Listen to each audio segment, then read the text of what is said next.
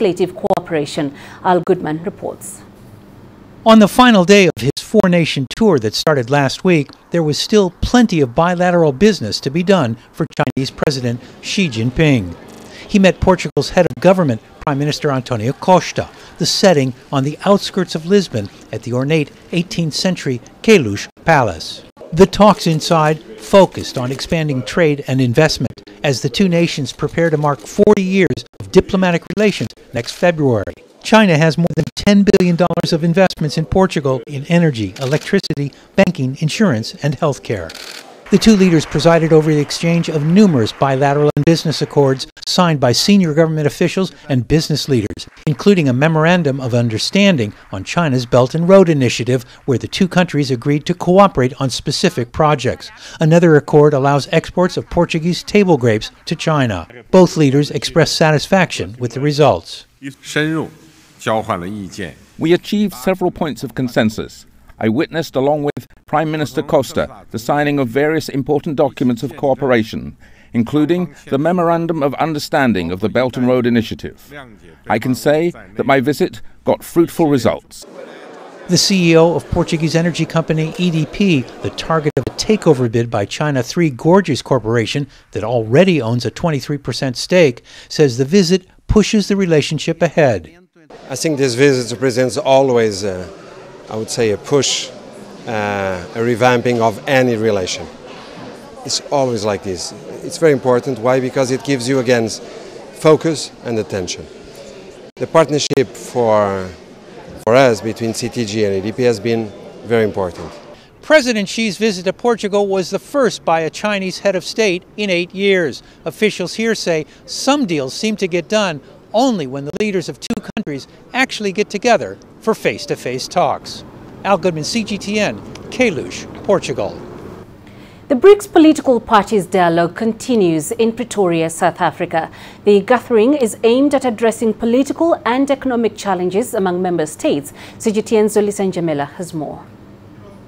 Hundreds of delegates from former and current governing parties within BRICS are here. Other fraternal parties from the continent are also represented at this summit. The discussions are centered on how to further develop Brazil, China, India, Russia and South Africa as BRICS member states. Many here shared experiences in the strengths of their respective countries and what makes them unique. India's biggest strength is its diversity. There is simplicity in every Indian. There is a unity in every corner of India. This is our strength. The foundation of BRICS countries have been laid on the same principles of mutual respect, equality and cooperation towards the development of our people.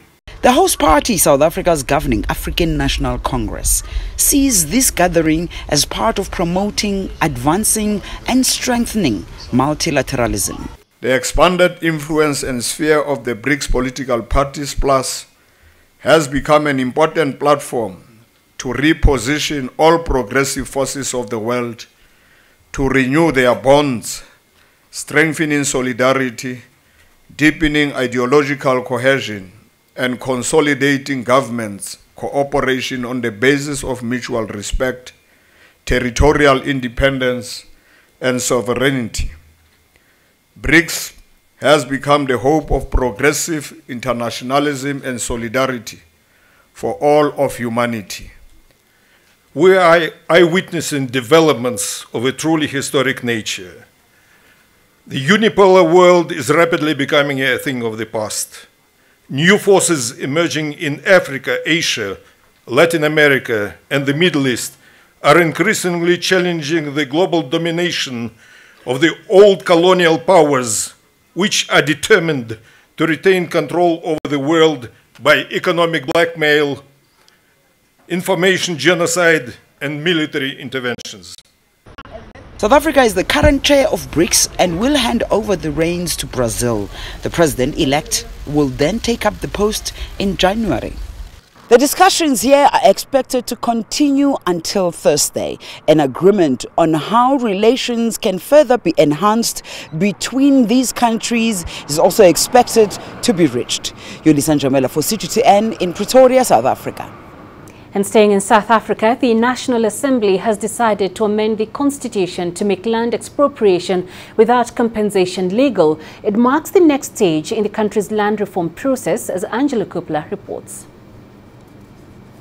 209 members of parliament have adopted a report compiled by the Constitutional Review Committee, but not everyone's happy with the decision. It's not surprising, but it's very disappointing, partly because expropriation is simply a red herring. It's not the fact that the government's been paying for land is not the reason that land reform has been slow and has been such an absolute failure, with up to 90% of land reform projects having failed. Speeding it up through expropriation is not going to address those fundamental problems. It's not clear exactly what changes will be made to the legislation. Political parties have been calling for different amendments. It's very vague. No one has any idea yet what will be in the final draft. And it ranges from the EFF, which wants all land and much else belonging to the state, to the ANC, which wants the ability to expropriate some properties under very specified conditions without compensation. It's not clear yet, even within the ANC, what's meant by that. There's already been one unsuccessful legal challenge, and at least another is likely to follow. The procedures are so obviously defective that there is the scope to bring legal action. The question is when to do it. We're consulting with our lawyers. The question is whether you go now that Parliament has made this decision, or whether there's still a risk that the courts might say, but we don't know what Parliament ultimately is going to decide on the text of a constitutional amendment. There are two emotive issues at stake here, land and the Constitution, and one is going to have to be amended to affect the other. I'm Angelo Coppola for CGTN in Johannesburg, South Africa. To Ethiopia, where Prime Minister Abiy Ahmed has introduced a range of far-reaching reforms since he came to power. But insecurity and ethnic violence remain major challenges for his government, as Gurum Chala explains. Ethiopia's government under Prime Minister Abiy Ahmed has introduced a series of reforms aimed at transforming the country's economy, political structure and boosting better ties among people of the country. So far, many say the government's achievements are remarkable, but still works of preventing citizens' death due to internal conflicts remain to be done. The main work for the government at the moment is to guarantee the security of the people. That is why government is taking measures on those who pose harm on the people in parts of the country. Also, to widen the political space and make the 2020 elections free and fair, Prime Minister Abiy Ahmed has held talks with 81 opposition leaders. It is believed that meeting is part of the wider political sector reform in the country. The meeting held between the Prime Minister and opposition parties is part and parcel of the work we have done over the past few months to widen the political space in Ethiopia. It also helps to change the political culture here, but mainly it's about strengthening the democratization process. One major outcome of Abiy Ahmed's reform is the unprecedented rise of women leaders inside the government's system. Ethiopia now has a woman president, a woman Supreme Court president, and 50% of the cabinet is held by women. The government has made a great stride towards increasing the role of women in leadership positions, with, as you know now, 50% of the cabinet is now women, as well as heading the Supreme Court. This will indeed give women prominence in matters of peace, security, justice, and economic development in our country. Many say Ethiopia should work in sustaining the gains made out of the all-rounded reform works. The government says institutionalizing the change is what it is working on. Making sure the reforms get to the lower administrative levels is key. The government is strongly working on institutionalizing the reforms. We expect the continuous support of the people in this regard. Ethiopia is a strong regional actor too. Under IGAD, it has, with fellow members, worked to pacify South Sudan and Somalia. Analysts say the recent peaceful situation with Eritrea is a credit the government of Abiy Ahmed should take. But like the internal issues, sustaining the peace and security of the Eastern African region requires bringing the people on board. Grumtara CGTN, Addis Ababa, Ethiopia. Experts in Nigeria have called for appropriate utilization of social media in the run-up to the country's elections. Key players in the communications and technology sector have come together to discuss the power and reach of social media as a campaign tool for the polls. Nigeria is said to have over 50 million active social media users across various platforms. Though plagued with issues around misinformation and fake news, stakeholders are convinced online platforms can help develop the country if properly utilized. Social media can also be a nuisance to the government and society at large. Mudslinging, hate speeches, cyberbullying, rants and unbridled ventilation of anger are common features on many of these platforms. With Nigeria's general election fast approaching, politicians are also using social media as a tool to reach and persuade voters. More than 65% of Nigeria's voting population is comprised of young people who are active online. Personally, I believe the undecided vote is significant enough to still tilt the outcome of the election in either direction among the two players. So what it means is, of course, we should expect a lot of engagement on social media in the next couple of months. And then the jury is out on what it will do eventually, but definitely the impact will be significant. It is expected that a lot of interactions will take place on social media as aspirants aim to acquire more support. And it is hoped that a signed peace agreement by vying candidates will keep the electioneering period safe and more secure. Beryl Oro, CGTN. In Ghana, rights groups are calling for an urgent implementation of measures to increase access to education. Many children with disabilities are still unable to enroll in school despite an inclusive education policy launched in 2016. As CGTN's Nabil Ahmed Rufai reports, Ghana has a shortage of teachers with skills to handle special needs cases, and many schools lack infrastructure for pupils with disabilities. This is how the day begins for Memunah Aminu. Her daughter Naima has cerebral palsy, a condition that affects her motor functions. I want to get her into education. I want, despite with her challenges, I want her to be in the mix of people, in the mix of her colleagues, so that she will, in future, she will not see herself as a challenged person. But because of her disorder, Naima's education costs far more than her mother can afford. I went to one school and they asked me to pay, no, they would take about $1,000 a month, and I cannot afford it. I can't pay, so I have to bring her back home. Ghana's 2016 inclusive education policy seeks to increase access to schooling for children like Naima, but it's not fully funded by the government and relies on donations from charities. Children with disabilities are 10 times less likely to attend school than those without, according to Plan International. Naima's mother wants the government to speed up implementation of the country's inclusive education policy so that her daughter has the same opportunities as other children.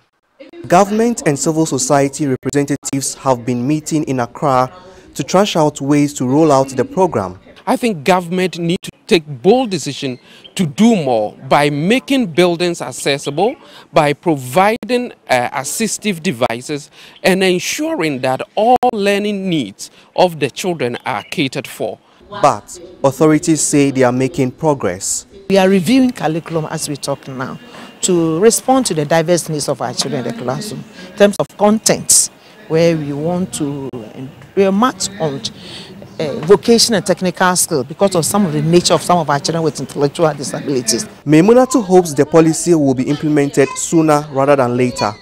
Otherwise, she fears her daughter may never catch up with her peers. Nabil Ahmed Rufai, CGTN, Accra, Ghana.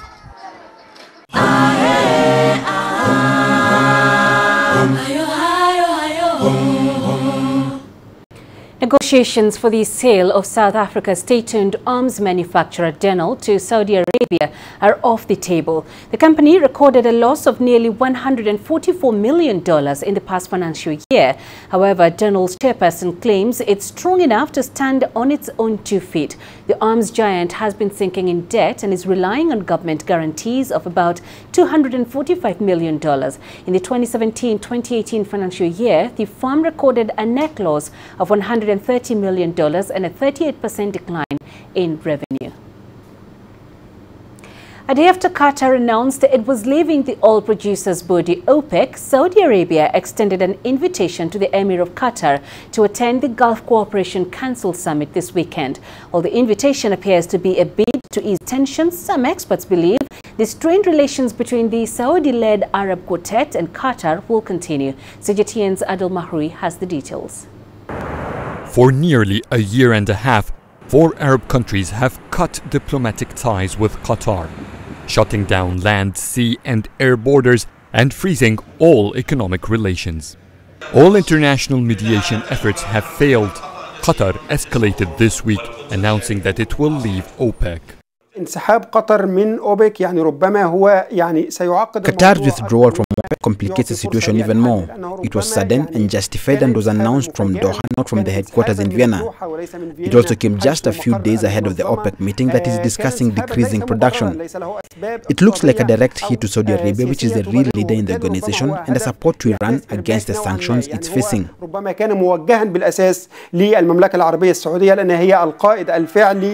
Qatar's oil-rich production represents less than 2% of the organization's. Its decision won't have much impact. Nonetheless, after the announcement, Saudi King Salman bin Abdulaziz extended an invitation to the Emir of the gas-rich state Tamim bin Hamad to attend the GCC summit this Sunday. Maybe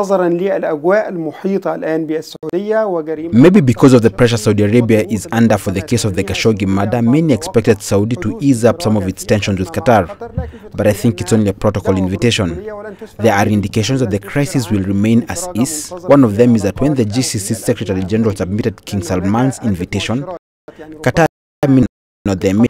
On the ground, nothing has changed in this diplomatic row against Qatar. Responding to the news about a possible breakthrough, Cairo reaffirmed that Qatar must accept all 13 demands Egypt announced with Saudi Arabia, UAE and Bahrain.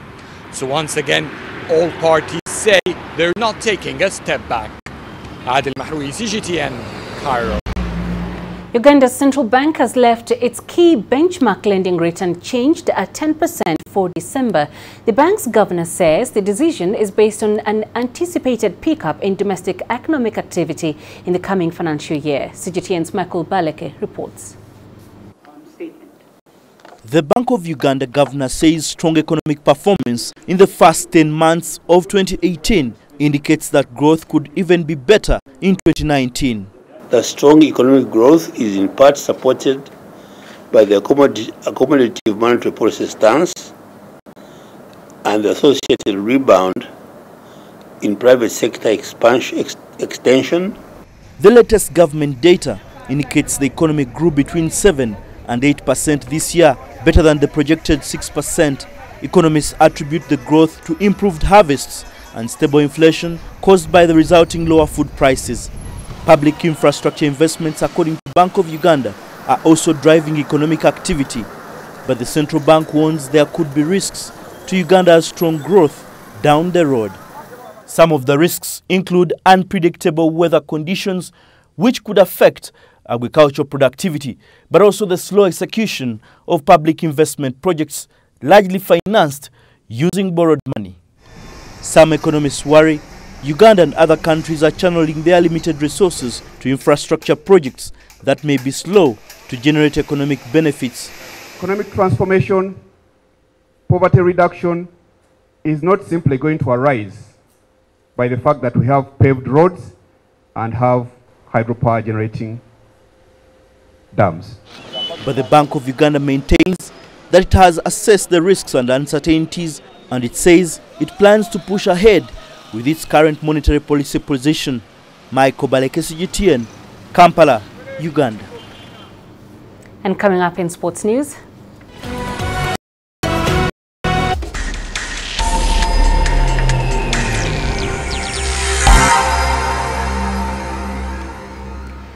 The host nation for the 2019 Africa Cup of Nations remains to be decided after Cameroon was stripped of the rights. CAF has approached the South African Football Association to consider staging the tournament, while Morocco could also be in contention. CGTN. In the manner it is happening, it's not like we went to bid. It is looking for an alternative venue. So definitely we would have to meet each other in some form of way, halfway, so that we can make that tournament to succeed, should we have that opportunity to do so. Despite the fact that the Rainbow Nation boasts world-class stadia, solid infrastructure and experience, the venue for the tournament could be decided due to a sympathy vote after a large part of the continent voted for the joint World Cup bid from the US instead of their Moroccan counterparts. But I think with South Africa is that even though everyone in power is saying the right things, I think the only way we'll get the AFCON is if Morocco doesn't want to host it. And because when you look at the power moves that they've made and how they've strategically aligned themselves, the goal was to get this and the World Cup. So I think the only deterrent from Morocco is that they've already lost the World Cup bid, so they don't owe CAF any favors. A political dilemma awaits the CAF president Ahmed Ahmed. He could well lean on the SAFA president Dr. Danny Jordan for the assistance, as the two enjoy a healthy relationship, while the dealings with Morocco have been difficult and strained, to say the least. I think for the good of CAF, the AFCON shouldn't go to neither countries. But for the good of the tournament, I mean, it's only those two countries that you could say can host this tournament the following day if needs be. So it's going to be a tricky challenge, because how do you look at the political dynamics, and also how do you look for a place that's going to guarantee you the successful hosting of this tournament? Despite the fact that CAF might feel for Morocco, the CAF president could be inclined to go with the host nation that guarantees a successful staging of the event, and the fact that he hails from the Kasafa region could well mean that he looks south instead of north to ensure that his first AFCON in charge is a success, regardless of the political backlash. CS2+C, CGTN, Johannesburg. In the English Premier League, Arsenal kept their